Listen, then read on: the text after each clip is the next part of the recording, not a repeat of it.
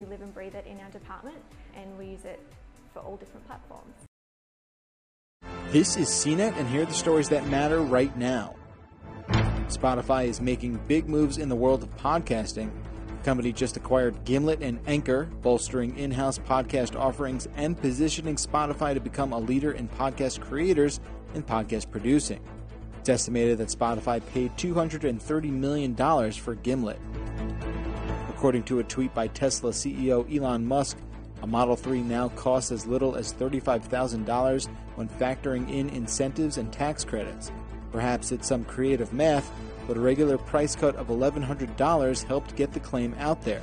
So while incentives do change depending on your location, it's safe to say that when it comes to savings, your mileage may vary. And finally, Google is using its own free machine learning TensorFlow technology to help train spam filters for its Gmail service. The company says it's already blocking more than 99% of all spam, but it needs actual learning software to go after the remaining junk. You can stay up to date with the latest by visiting CNET.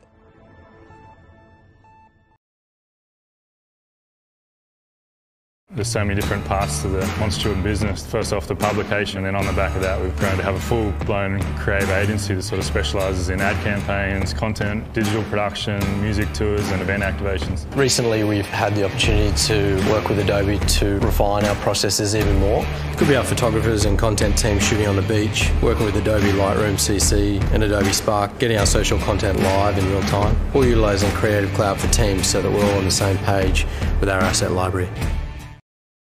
This is CNET, and here are the stories that matter right now. Google has launched a new tool called Password Checkup that will help prevent account takeovers by monitoring logins and leaks from sites you visit frequently. The plugin will alert you if it deems a password to be unsafe and advise you to change your passwords when necessary. It seems the Snapchat exodus might have stopped. Snap has new numbers that show the company is no longer losing users to other services. 186 million users logged into the app on a daily basis, which stayed consistent over the last 2 quarters. As a result, the company's stock jumped as much as 20% during trading. And finally, the first of what's likely many leaks regarding Samsung's S10 announcement on February 20th has started. A photo from Twitter leaker Evan Blass shows a white S10 with a row of 3 cameras. Other black models have appeared in photos as well, including 2 different sizes and a headphone jack. You can stay up to date with the latest by visiting CNET.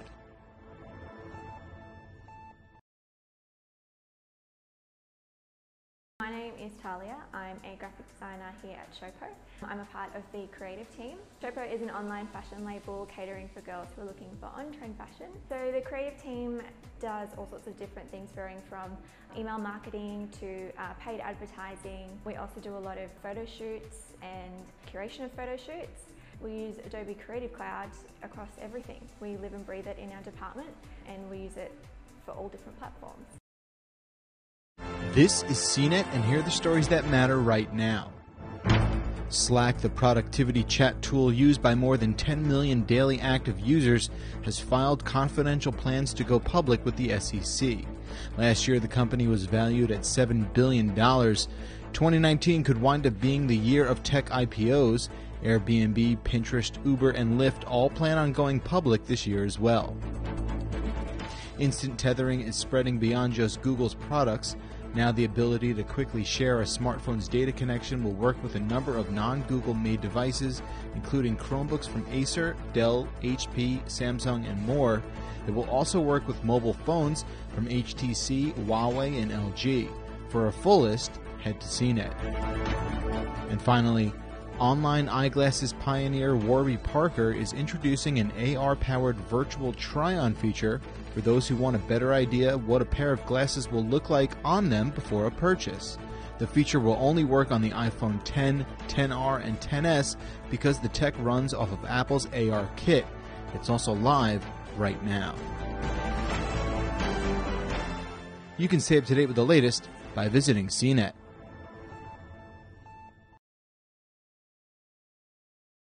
There's so many different parts to the Monstewin business. First off, the publication, and then on the back of that, we've grown to have a full-blown creative agency that sort of specialises in ad campaigns, content, digital production, music tours and event activations. Recently, we've had the opportunity to work with Adobe to refine our processes even more. It could be our photographers and content team shooting on the beach, working with Adobe Lightroom CC and Adobe Spark, getting our social content live in real time, or utilising Creative Cloud for Teams so that we're all on the same page with our asset library.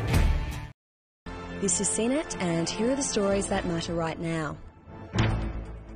Super Bowl 53 has wrapped up, and alongside all the action on the field, film fans got to see a raft of new trailers from the likes of Marvel blockbusters Avengers Endgame and Captain Marvel, as well as the new animated feature Toy Story 4 and the Fast and Furious spin-off Hobbs and Shaw. You can check out all the trailers on cnet.com. The tech brands also made a big showing during the big game, with Amazon, Sprint and Microsoft using star power to make a splash. Amazon recruited Harrison Ford to promote the Echo, while Sprint used Mermaids and Bo Jackson to sell its network. Meanwhile, Microsoft pulled at the heartstrings, with kids sharing their love of video games to promote the Xbox Adaptive Controller. Speaking of Xbox, Microsoft is set to bring cross-play support to Xbox Live, letting Xbox players connect with other gamers on iOS, Android and Nintendo Switch. According to a schedule for next month's Game Developers Conference, Microsoft will offer a sneak peek at the software development kit that will allow crossplay. Microsoft has hinted at crossplay in the past, though there's still no indication what the feature will look like in the wild. Stay up to date with the latest by visiting cnet.com.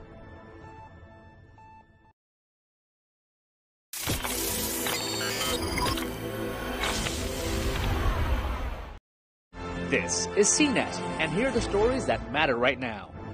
Google announced that on April 2nd, it will shut down its social network, Google+. That is the same day the company will start deleting content from Plus accounts. Google also says that as early as February 4th, people won't be able to create new Google+ profiles, pages, communities, or events. Google+ was introduced in 2011. A new report from Bloomberg shed some light on future iPhones. Apple could be working on a new 3D camera for the iPhone that would be able to scan its surroundings up to 15 feet away. This would allow the iPhone if your green area is consistent, area, which could help in keying it will work just fine. Applications. If your green area is consistent, keying it will work just fine. If your green area is consistent, keying it will work just fine. If your green area is consistent, keying it will work just fine. If your green area is consistent, keying it will work just fine. Numbers 2 through if your 5, green area is they weigh in at over 600 gigabytes of data, with around 2.2 billion usernames and passwords. The data found within those collections include information from older breaches, like those from LinkedIn, Yahoo, and Dropbox. Stay up to date with the latest by visiting cnet.com.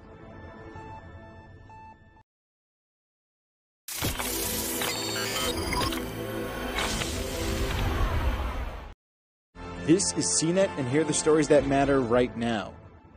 A newly discovered eavesdropping bug has forced Apple to turn off group FaceTime while it's patched out.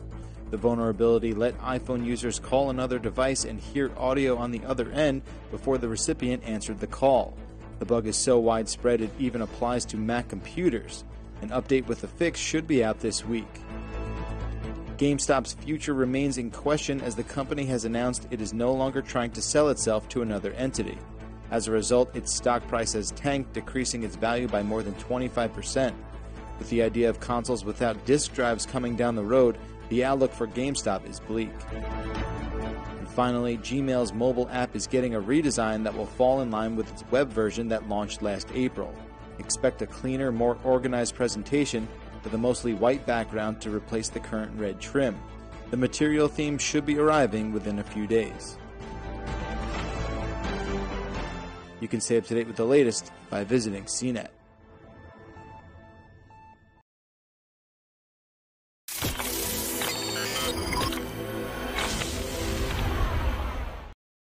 This is CNET, and here are the stories that matter right now. According to developing report from Cheddar, Apple is working on a subscription service for games. The company supposedly began reaching out to game makers in the second half of last year, but word is that the entire program is in the very early stages. Google showed off compelling cloud-based gaming last year with a version of Assassin's Creed for its Chrome browser, but how Apple's service will work is still unknown. Bluetooth's latest specification update adds some impressive technology. Bluetooth 5.1 can sense the direction of a signal and increase accuracy and usability. The new tech claims location accuracy can detect devices down to the centimeter. Of course, you'll have to wait for Bluetooth 5.1 devices to get made first to take advantage. And finally, the highly anticipated first-person shooter Metro Exodus will only be available on PC on the Epic Games Store, a substantial blow to Steam, the ultra-popular PC game marketplace. Valve, the company behind Steam, calls the decision unfair to its customers. Epic takes less of a commission on each game sold compared to Steam. You can stay up to date with the latest by visiting CNET.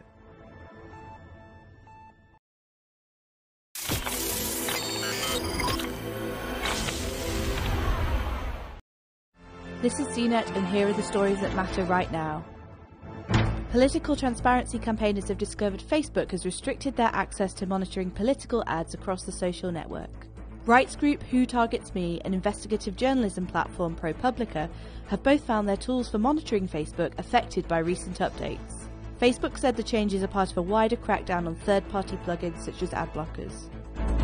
Google's mobile operating system could get a version of Apple's Face ID authentication, according to researchers who discovered information hidden within code for Android Q. The code, discovered by XDA, hints that secure facial recognition could be coming to the next generation of Android phones. An outage of Microsoft's search engine Bing in China last week was caused by a technical fault rather than censorship, according to Reuters. The report contradicts claims that a government order was responsible for Bing being temporarily inaccessible in the country. Stay up to date with the latest by visiting cnet.com.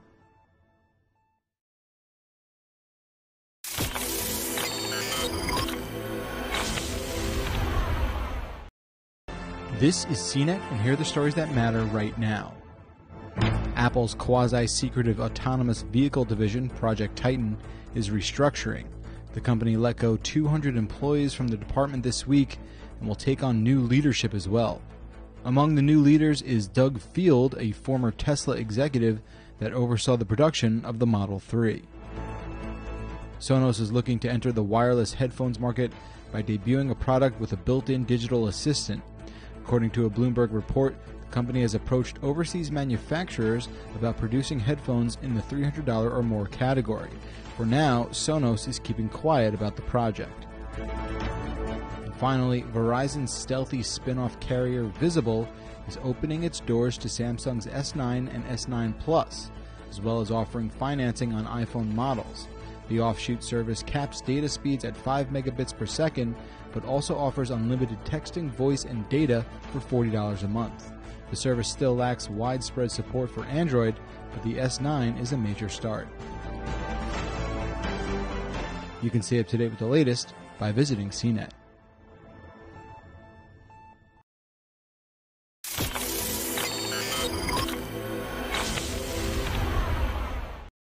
This is CNET, and here are the stories that matter right now. Amazon might see a future in delivery robots. The company is actually testing a robot it's calling Scout to deliver small packages to a town in Washington outside the company's headquarters in Seattle. A fleet of 6 Scouts are making their debut, with Amazon saying they'll avoid pedestrians and pets alike. Starting now, YouTube TV has expanded its reach in the U.S., now essentially accessible nationwide as a result of the addition of 95 new markets. Of course, this comes just in time for a very popular sports game at the start of next month, perhaps a good time for would-be customers to try out the service. And finally, just as Netflix hiked its prices across the board, Hulu has actually lowered the price of its core service down to $5.99 a month from $7.99. It's not all good news, though. Hulu is actually raising the price of its internet TV package up to $44.99 a month from the current $39.99. Some of the TV add-ons, though, will be available for less. If your green area is consistent, keying it will work just fine. If your green area is consistent, you can stay up to date with the latest by visiting If your green area is consistent, keying it will work just fine.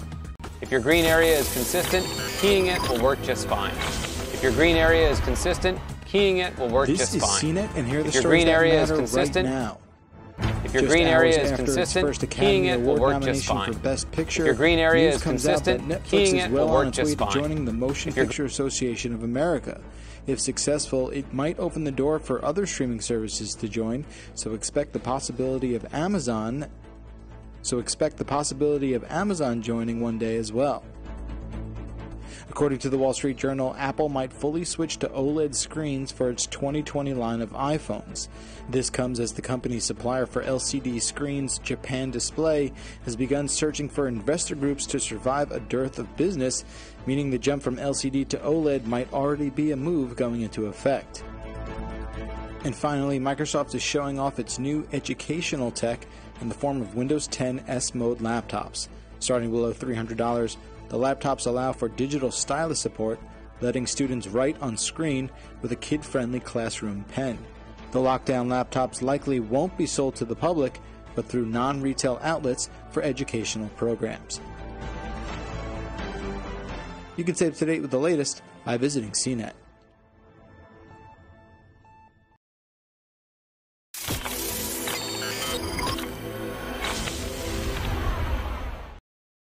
This is CNET, and here are the stories that matter right now.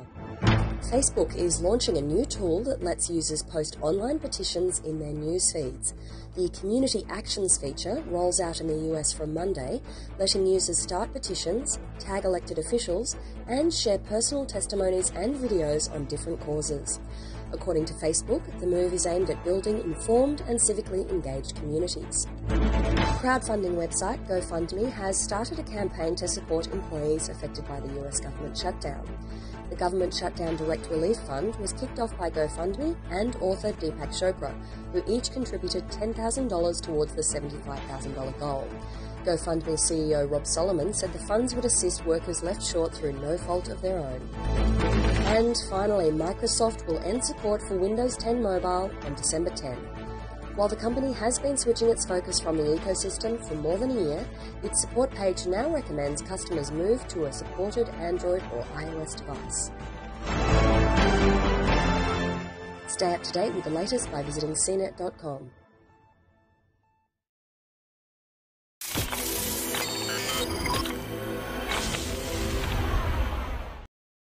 This is CNET, and here are the stories that matter right now. Facebook is launching a new tool that lets users post online petitions in their news feeds. The Community Actions feature rolls out in the US from Monday, letting users start petitions, tag elected officials, and share personal testimonies and videos on different causes. According to Facebook, the move is aimed at building informed and civically engaged communities. Crowdfunding website GoFundMe has started a campaign to support employees affected by the US government shutdown.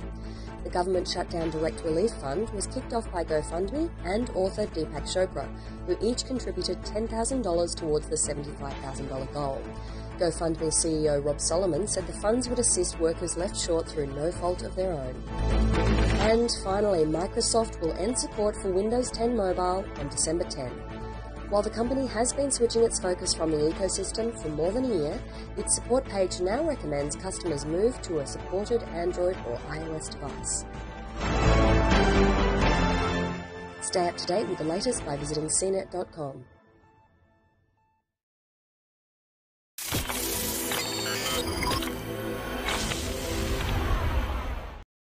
This is CNET, and here are the stories that matter right now. Have I Been Pwned founder Troy Hunt posted the news of a huge data breach containing nearly 773 million unique email addresses and over 21 million unique passwords. Hunt has dubbed the data collection number 1. He says the information is from, quote, literally thousands of different sources, end quote. If you want to see if you were affected in collection number 1, check out haveibeenpwned.com. Apple CEO Tim Cook penned an op-ed piece for Time magazine. In it, he calls for more privacy rights for consumers. Cook points out how consumer data is bought and sold without oversight. He suggests the Federal Trade Commission require all data brokers to register so the consumer can track where their information gets sold and delete it if they want. Google has agreed to acquire intellectual property related to smartwatches from Fossil to the tune of $40 million. Some of Fossil's research and development division will join Google. A number of Fossil watches have ran Google's Wear OS software. The deal is expected to close this month. Stay up to date with the latest by visiting cnet.com.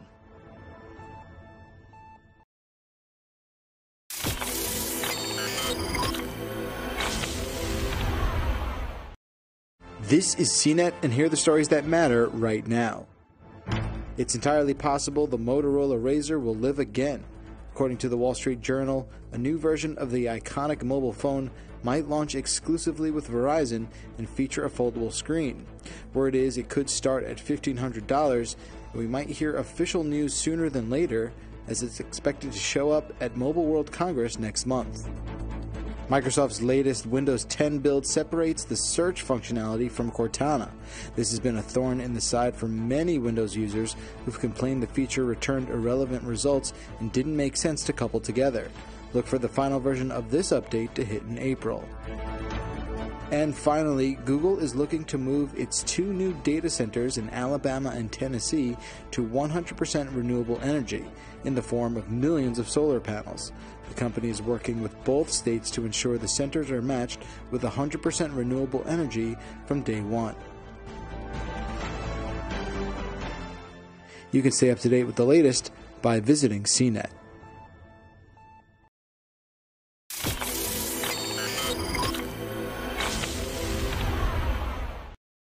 This is CNET, and here are the stories that matter right now. Apple replaced 11 million iPhone batteries under its replacement program, which have had an effect on overall sales in 2018. 11 million batteries were replaced as opposed to the normal 1 to 2 million on an average year. Apple offered the replacement as a make good after users learned the company had been slowing down older phones to prevent unexpected shutdowns. Netflix is increasing prices for all of its membership levels. It's $1 to $2 in the coming months. It's easy to point the finger at custom content. The company notoriously spent $8 billion on in-house material in 2018 and plans a similar expenditure for this year as well. And finally, a U.S. magistrate judge ruled that the police cannot force someone to unlock a phone with their face, fingerprint, or other biometric feature, citing the 4th and 5th Amendments. Other judges have not felt the same way regarding biometrics, and other details of this specific case were sealed. You can stay up to date with the latest by visiting CNET.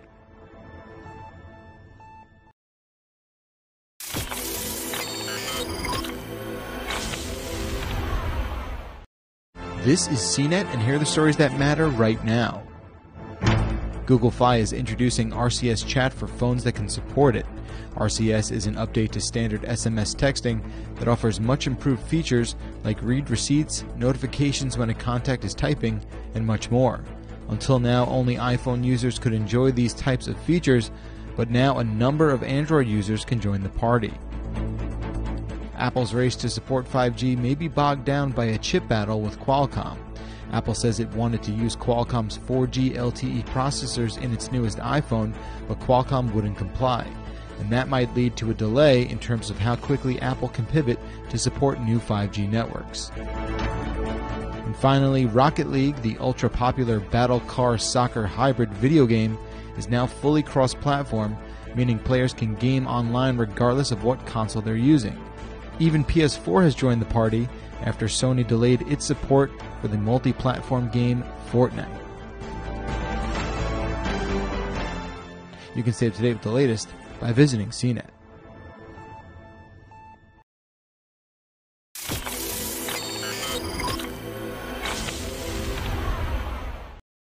This is CNET, and here are the stories that matter right now.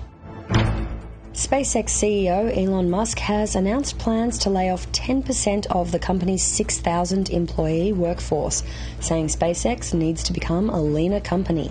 In a statement on Friday, Musk said the company was facing extraordinarily difficult challenges ahead, and as a result, it must part ways with some talented and hard-working members of its team. The US federal government shutdown is now affecting security on government websites, according to UK-based web security company Netcraft. In a blog post, Netcraft researcher Paul Mutton said the shutdown had led to expired security certificates on a number of government sites.